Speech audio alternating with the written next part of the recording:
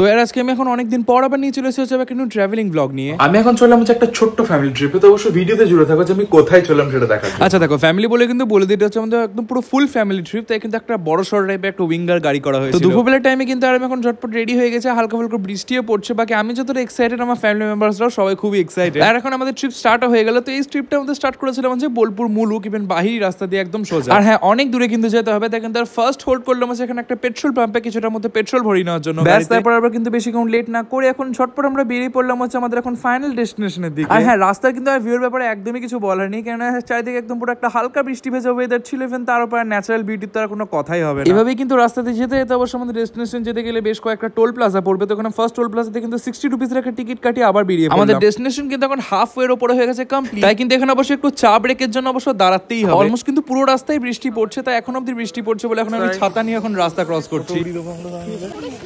কোথাও যাবো না, এখনই এলাম গো, নিয়ে চলে গেলে হবে তাড়াতাড়ি। বাকি এখন জোকস অফ সাইডে এখন মেইন ভিডিওতে এখন ফোকাস করা যায়। এটা কিন্তু একটা রাস্তা ধারে কিন্তু একদম একটা টিপিক্যাল ধাবা, যেটা অবশ্য পূর্ব বর্ধমান / কালনা সাইডের এটা একটা প্লেস। আমি যদি এখন আমার ফার্স্ট ইমপ্রেশন বলতে চাই, তো কিন্তু আমার ফার্স্ট ইমপ্রেশনে আমার প্লেসটা কিন্তু একদম খুবই ভালো লেগেছে। কারণ এই প্লেসটা কিন্তু চাটা যতটাই ভালো খেতে, তার সঙ্গে কিন্তু এই প্লেসটার ভাইবটা হচ্ছে একদমই পুরো অ্যামেজিং। তো হালকা কিন্তু একটা টি ব্রেক নিয়ে নেওয়ার পর এখন আবার বেরিয়ে পড়লাম হচ্ছে আমাদের মেইন লোকেশনের দিকে। আর এখান থেকে কিন্তু একদমই কিন্তু বেশি দূরে নয়। আর হ্যাঁ, এই যে ব্রিজটা দেখছো, এই ব্রিজটা কিন্তু ওই লোকেশনের একটা টাইপের ল্যান্ডমার্কও তোমরা বলতে পারো। অনেকে হয়তো বুঝতে পেরেই গিয়েছো যে আমরা এখন কোথায় যাচ্ছি, না হলে এবারে তো অবশ্য পেরিয়ে গিয়েছে যে আমরা এখন এসেছি হচ্ছে এখন মায়াপুরে। এন্ড আমি আমার এই ছোট্ট ফ্যামিলি ট্রিপে তোমাদের সঙ্গে শেয়ার করবো হচ্ছে যে আমার মায়াপুর ইভেন নবদ্বীপ ঘোরার ফুল এক্সপিরিয়েন্স কেমন হলো। তো এতক্ষণ কিন্তু অপেক্ষার এত রাস্তা চলে আসার পর এখন ফাইনালি পৌঁছে গেলাম হচ্ছে আমরা এখন মায়াপুরে, যেখানে কিন্তু প্রথমেই নেমে আমি যে জিনিসটা ফার্স্ট খেলাম সেটা হচ্ছে এক কাপ এখন গরম চা। আর এত দূরে জার্নি করার পর কিন্তু চাটা টেস্ট ওয়াইজ খুবই ভালো লাগছিল। আর এখানে কিন্তু আমরা যেখানে থেকেছিলাম তার স্টের একদম পাশে বিক্রি করছিল এক টাইপের এখানে বাঁধাকপির পকোড়া। সেখান থেকে কিন্তু অবশ্য 7 টাকা পিসের এক পিস বাঁধাকপির পকোড়া খেলাম, সেটা কিন্তু টেস্ট ওয়াইজ ভালোই লাগছিল। তো মায়াপুর গিয়ে কিন্তু যেখানে স্টে করেছিলাম সেই জায়গাটা কিন্তু সমস্ত ডিটেলস আমি এখন তোমাদের সঙ্গে সব শেয়ার করে নিই। এই হোটেলটা কিন্তু ছিল হচ্ছে রাধাকুণ্ড নামে একটা জায়গা আছে, সেটা কিন্তু একটা ওখানকার খুবই নোন প্লেস। তো ওটার একদম অপোজিট সাইডে তোমরা দেখতে পেয়ে যাবে এই হোটেল প্লেসটার নাম হচ্ছে কিন্তু হোটেল সোনাতুরি, যেটা অবশ্য আমার সমস্ত কিছু ডিটেলস তোমরা আমার ডেসক্রিপশন বক্স থেকে চেক আউট করে নিতে পারো। এখানে কিন্তু হোটেলে এন্টার করার আগেই কিন্তু তোমাদের কাছে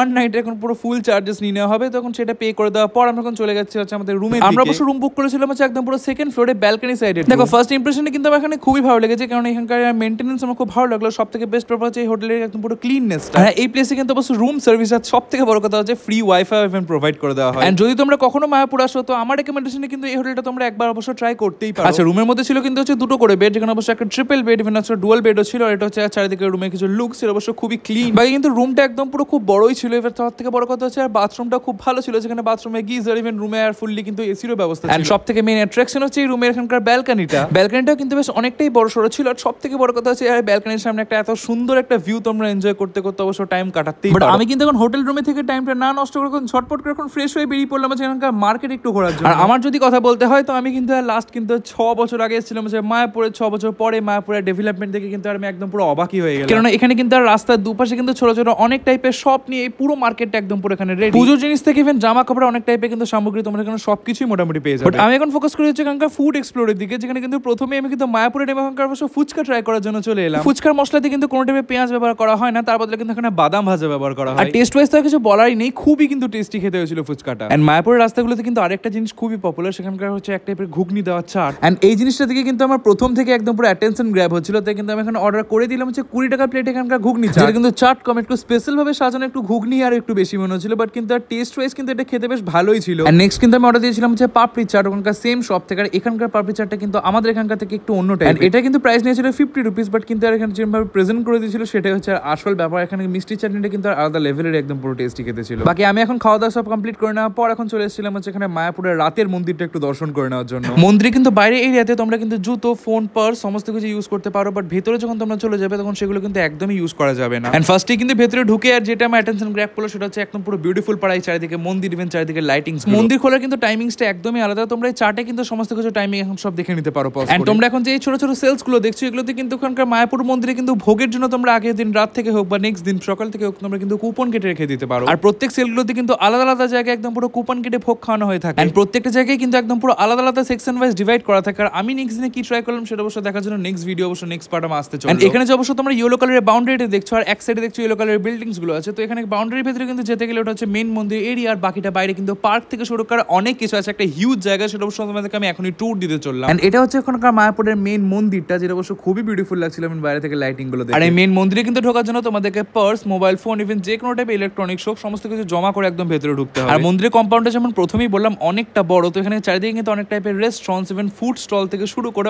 অনেক টাইপের খাবার দাবারের দোকান কিন্তু এখানে একদম তোমরা পেয়ে যাবে। ইভেন এখানকার খাবারে কিন্তু হাইজিন আর টেস্ট কিন্তু আমার খুবই ভালো লেগেছে। এন্ড বাইরে কিন্তু প্লেসগুলোর তুলনায় এখানে কিন্তু প্রাইস একটু স্লাইটলি একটু বেশি তোমরা পাবে। আমি কিন্তু এখানে খাবারের মধ্যে কিন্তু এই স্টলটা থেকে ট্রাই করে নিয়েছিলাম হচ্ছে এখানকার ভেজ পাকোড়া। 20 টাকাতে কিন্তু এখানে 3 পিস ভেজ পাকোড়া সার্ভ করা হয়েছিল, যেখানে কিন্তু অবশ্য আলু, বাঁধাকপি, ইভেন তার সঙ্গে বেসন দিয়ে ভাজা হয়েছিল এই পকোড়াগুলো, যেটা কিন্তু অবশ্য টেস্ট ওয়াইজ কিন্তু একদম মোটামুটি খেতে ছিল। একটা অ্যামেজিং ব্যাপার হচ্ছে কিন্তু এখানে মুভিজও দেখানো হয়, তো তোমরা কিন্তু চাইলে কিন্তু এখানে টিকিট কেটে মুভিজও দেখে নিতে পারো, যেগুলো অবশ্য রানিং চলতে থাকবে। আর এখন একদম লাস্টে কিন্তু এখন মন্দিরের কম্পাউন্ডের শেষে এখানে তোমরা পেয়ে যাবে হচ্ছে অনেক টাইপের এখানে জিনিসপত্রের দোকান, যেগুলোতে কিন্তু অনেক টাইপের খেলনার সামগ্রী, ইভেন তার সঙ্গে কিন্তু তোমরা এখানে জামা কাপড় থেকে শুরু করে হোম ডেকোর আইটেম থেকে শুরু করে পুজো সমস্ত কিছু সামগ্রী তোমরা এখানে পেয়ে যাবে। আগেন কিন্তু বলতে হবে এখানকার প্রাইস কিন্তু বাইরের দোকানগুলোর তুলনায় অনেকটাই বেশি। ব্যাস এতদূর অবধি কিন্তু ছিল হচ্ছে এখানে রাতের মায়াপুর মন্দিরটা, বাকি কিন্তু পরের দিন সকালবেলা আরো অনেক কিছু দেখানোর আছে। বাকি মন্দিরের বাইরে কিন্তু এখন হোটেল যাওয়ার পথে আমি কিন্তু রাস্তার পাশে একটা শপ পাই, যেখানে অবশ্য আমি একদম একটা ফেমাস জিনিস এখন নিয়ে নিয়েছি। বাকি কথা আছে কিন্তু মায়াপুর নয়, নবদ্বীপে কিন্তু দই খুব বিখ্যাত, বাট আছে এখানে হাতের কাছে মায়াপুরে কিন্তু এখন দই আমি এখন ট্রাই করে নিয়েছি। অবশ্য ট্রাই করার পরে কিছু বলারই নেই, খুব অ্যামেজিং খেতে। বাকি মায়াপুরে এসে কিন্তু রাতের ভিডিও ছিল এতটাই, আবার দেখা হবে কাল সকাল একটা নিউ ভিডিওর সঙ্গে।